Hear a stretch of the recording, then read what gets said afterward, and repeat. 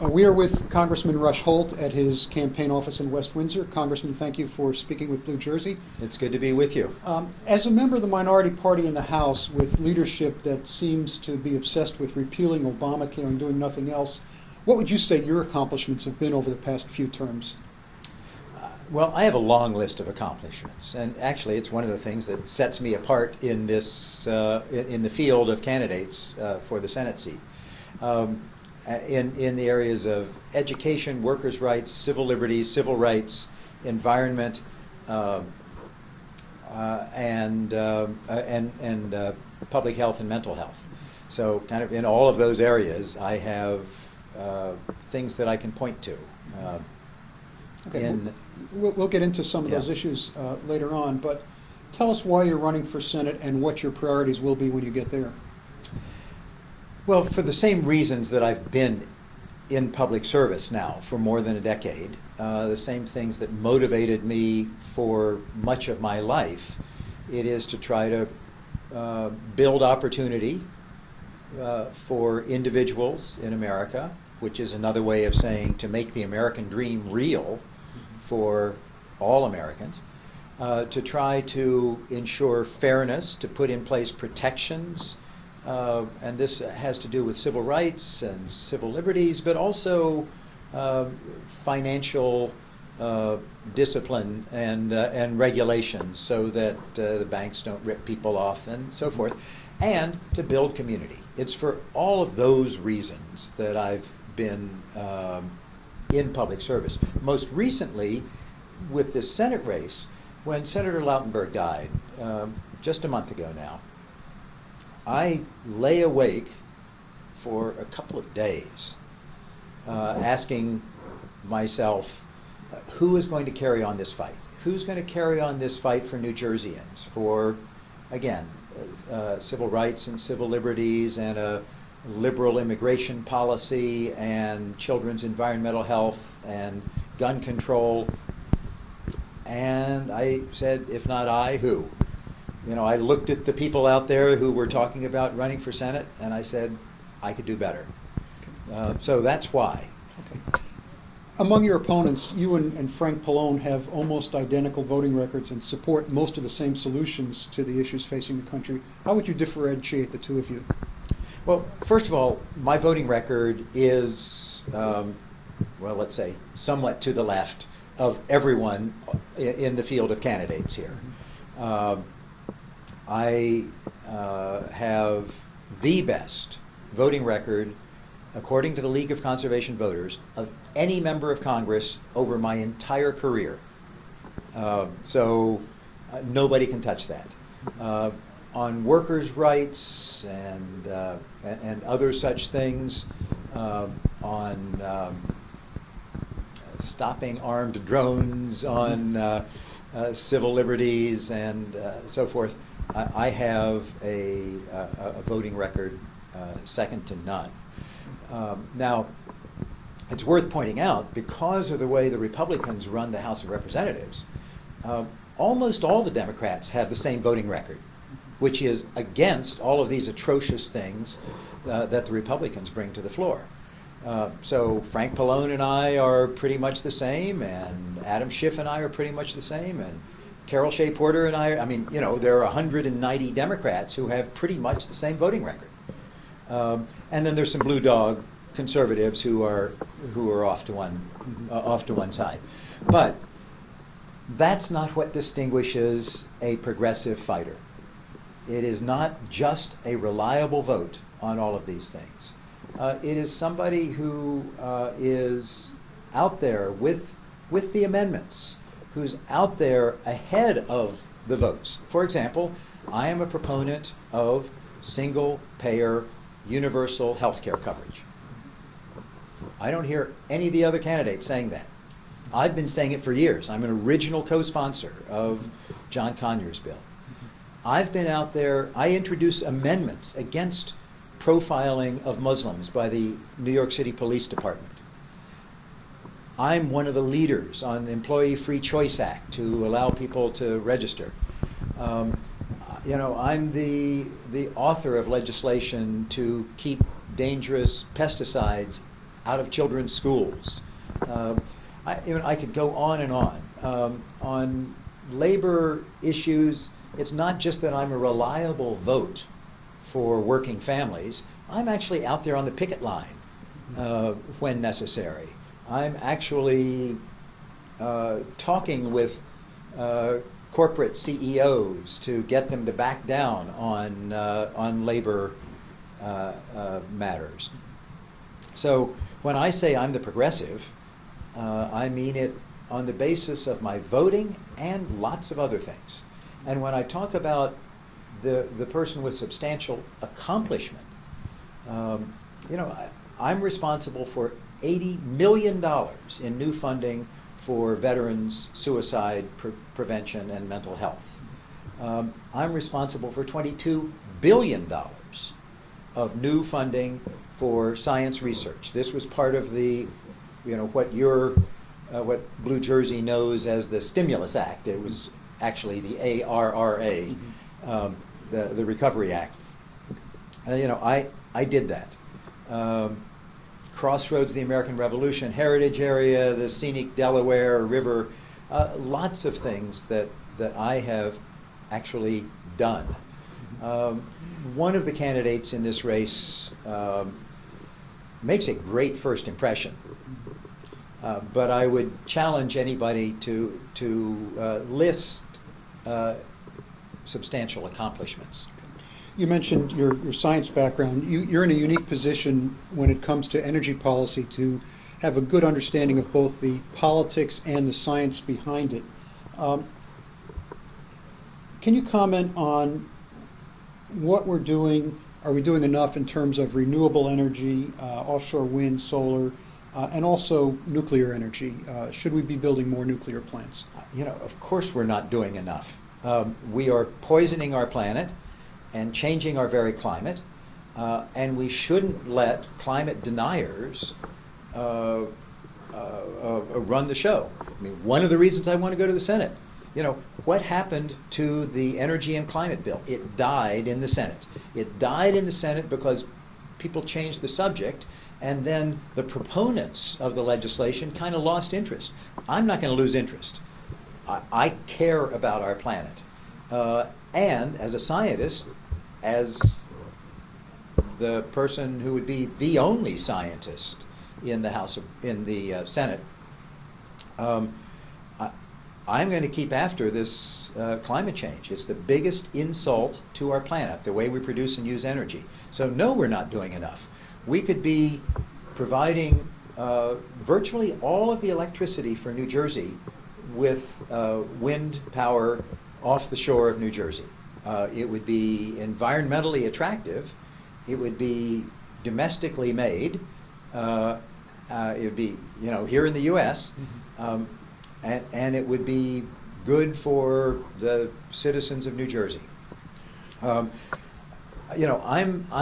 the candidate not only who has a patent for a solar energy system, but somebody who has been talking about practical ways to get away from fossil fuels, and we've got to do that. So would you... You asked about nuclear power. Mm-hmm. Nuclear power is not going away soon, but it is not a long-term solution. And the reason is we have not solved the weapons proliferation problem. Mm-hmm. People talk about waste disposal, people talk about the safety of the power plants. Sure, those are problems, but those are not the big problem.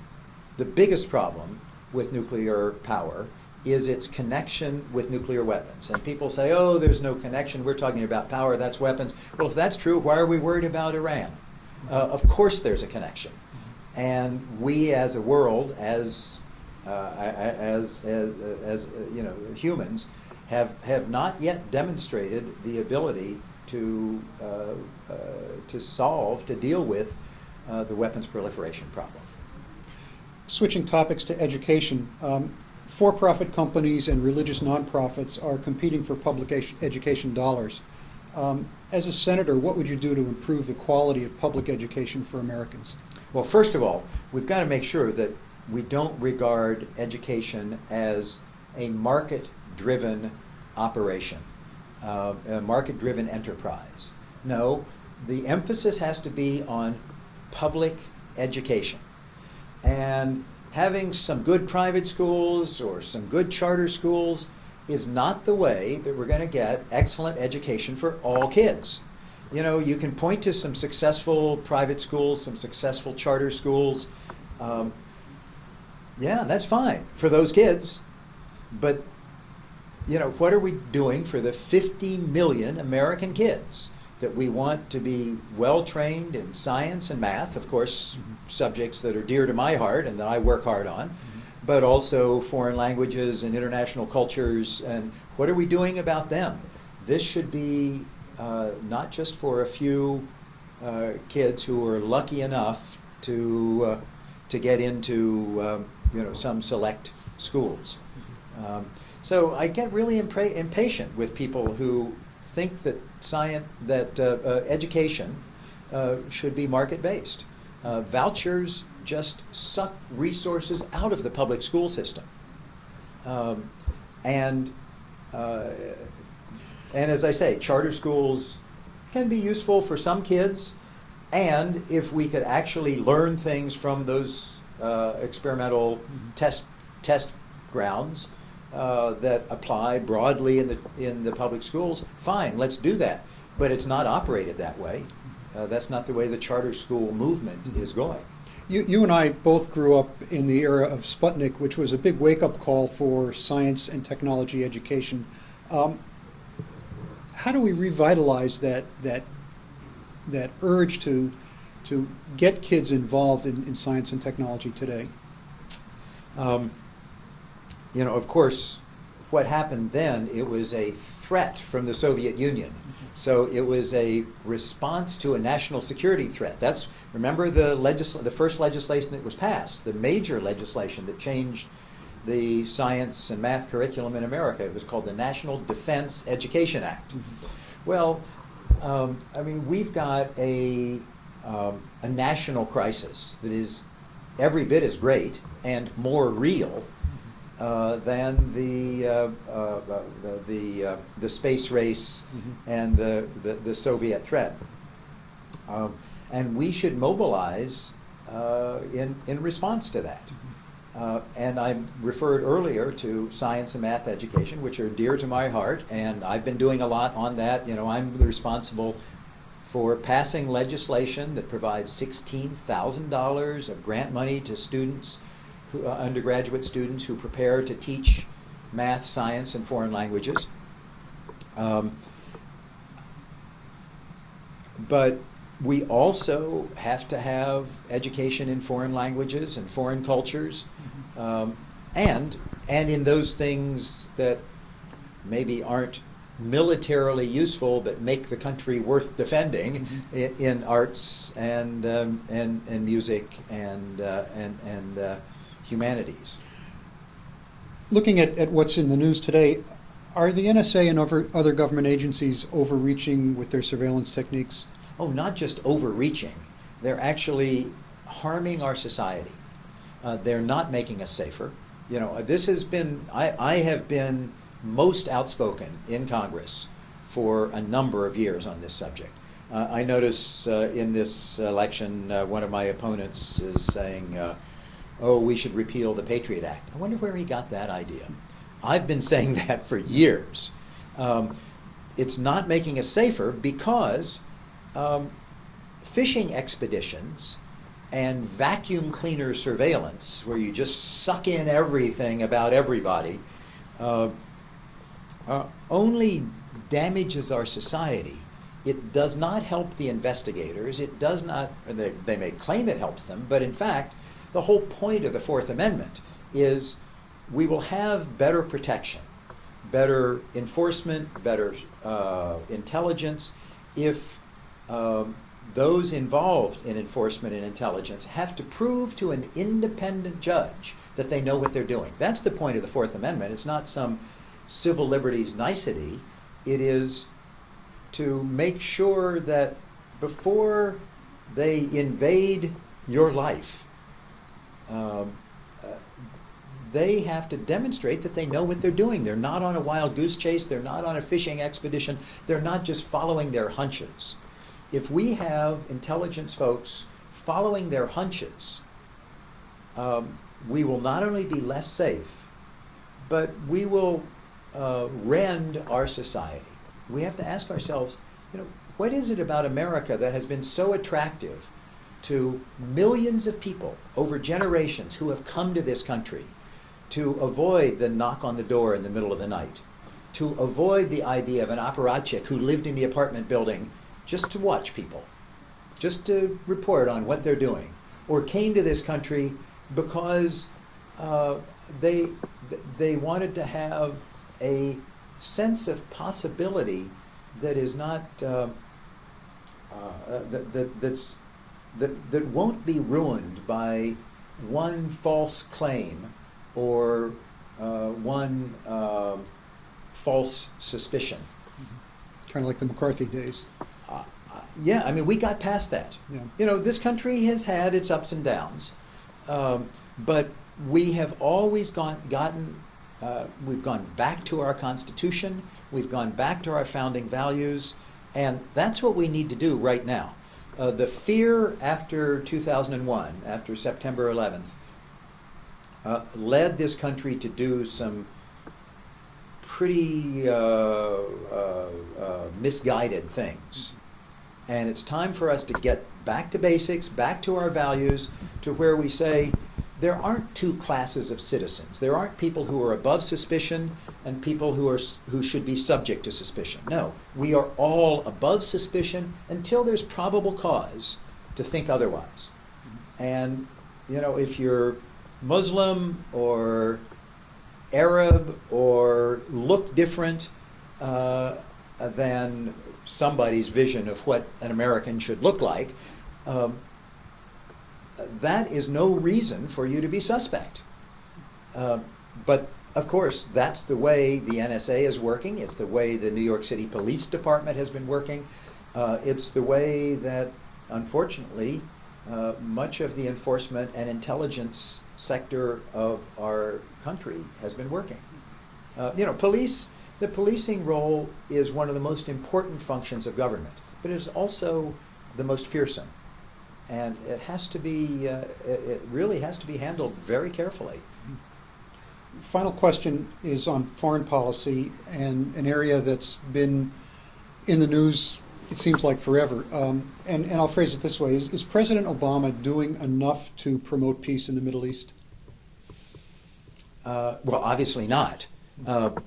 Until we can get peace in the Middle East, we're not doing enough. It is possible.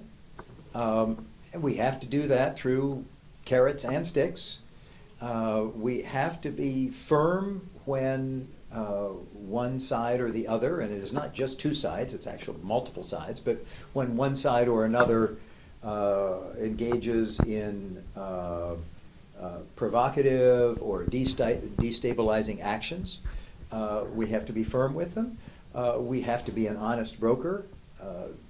And we can be. I mean, we can promote the talks, and we've got to do that.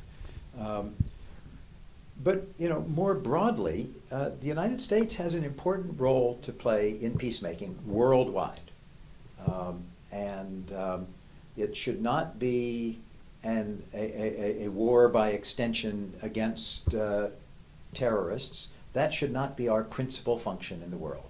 Our principal function in the world should be to improve people's quality of life and build peace and deal with those problems that have to be dealt with internationally.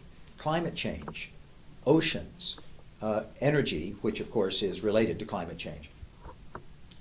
Those are things that have to be dealt with internationally, and human rights and child poverty and so forth. That's what we should be working on. I thought you were going to ask me whether the president is doing enough on immigration. Mm-hmm. And let me just get a word in about that. We've gotten into a real problem now because we regard immigration as a problem. And so there's an argument in Washington, well, is this a good solution to the problem or is that a good solution to the problem? what we've got to do is get away from this idea that it's a problem. I mean, this is an enormous opportunity for us. People coming to this country bring energy, ideas, innovation, all of those things that have made this country great. And so instead of looking at this as a problem to be solved, we've got to change the way we talk about it and think about it, so we regard it as an opportunity to be embraced. We'll be better off culturally, socially, and yes, economically, if we approach it that way. Congressman Holt, thank you very much for your time. Thank you.